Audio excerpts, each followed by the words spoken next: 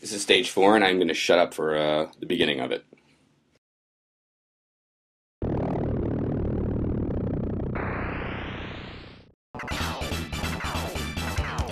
So, this starts off the Contra tradition of having a vehicle stage.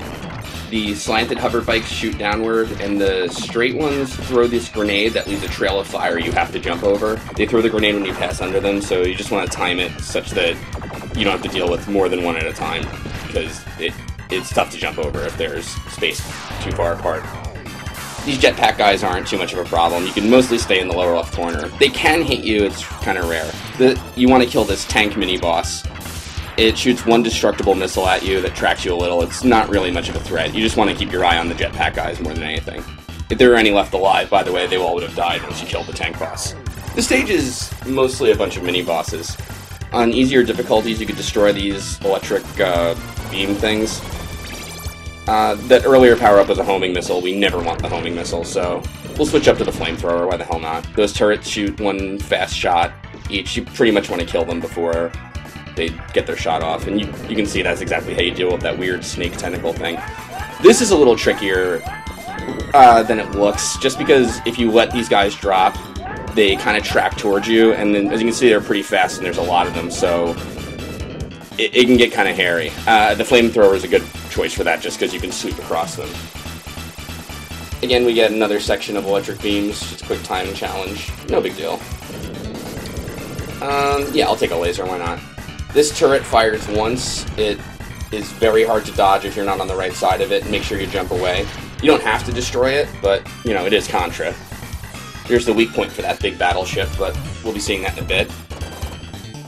You've now just seen both of this boss's attacks. It jumps, and occasionally it'll walk and shoot those, like, destructible missiles at you. Nothing really to write home about. You don't want to touch the legs, hence those little spikes on the second to last, I don't know, circle thing.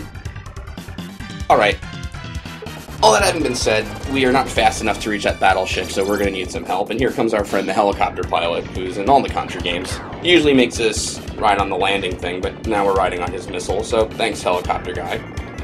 There's another mini-boss. I used to call him the Predator back in the day. He has two attacks. One of them is that weird sword disc attack, and you'll notice that's the same disc he's using as his grappling hook. It's pretty easy to dodge. His other one is that he'll try to touch you, but if you move from left to right, not too bad. Hey! Jerk. So I guess our army decides that one guy wasn't enough, and they launch a volley of missiles at this battleship, but the problem is the battleship now has a force field protected by two cannons. This is a section where you grit your teeth a little. These missiles are more or less platforms, and when one's destroyed, another one respawns. You want to be mindful of the cannons. They alternate diagonally, and you don't have a lot of control over where you can be. You have to take it kind of slow. You know, your instinct is to try to jump left faster and faster, but if the platform's not there for you yet, you'll fall to your death. Those little red bombs he's shooting can hurt you, but you're mostly going to be staying to the left as much as you can, so they're not too much of a threat. It's really more about managing the platforms. I like this a lot, and I like the notion that there are platforms that you cling to the underside of, because I think this would have been a little more traditional if they had just been tried and true platforms you stand on, so this kind of, it messes up your mind a little, you know. Anyway, you have to hang on the underside, as you can see, to kill that bottom cannon. I switched back to Crush Gun here, just because I don't need longer range. The second form, he fires these weird comet flare things that they just blow up the missiles. They actually can't hurt you. So here, you just kind of have to keep an eye on where you can jump to and keep it up.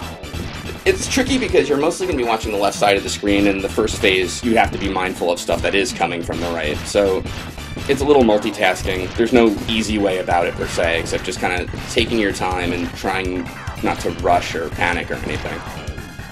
But yeah, once you get to the second phase, things are considerably easier. And even if you miss a platform, as long as you're staying toward the top, you know, you have a chance of grabbing an underside one.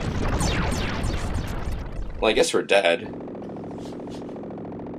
No, of course not. We're on fire, though, which is not much better. But hey, thanks, helicopter guy. And that's stage 4.